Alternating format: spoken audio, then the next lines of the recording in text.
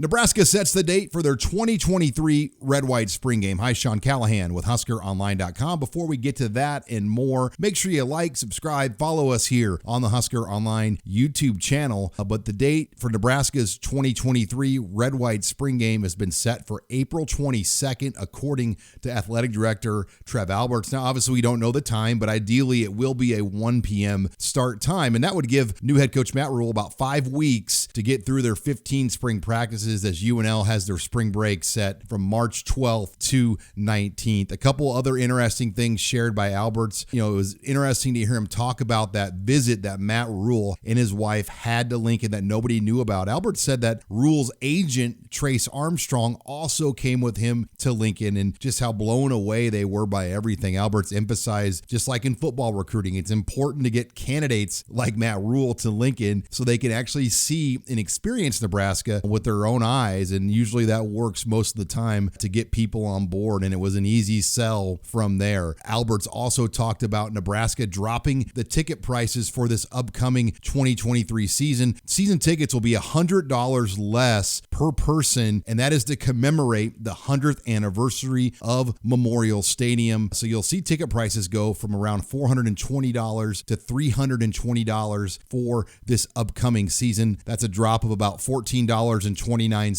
per game. But on the flip side, Nebraska is removing the seats on their old east balcony, and they're going to make those club seats. So you'll see some upgraded premium seats immediately in Memorial Stadium next year. That's going to shrink capacity by a little over 600 tickets, but those seats will now have a higher donation cost of around $1,500 to $2,500 per seat, according to the latest donor map. Alberts also added, Nebraska is looking to have some throwback uniforms this year that might commemorate that 100th anniversary. When will we see those? That will be interesting. Make sure you stay on Husker Online. We'll keep you up to date with the latest. For HuskerOnline.com, I'm Sean Callahan.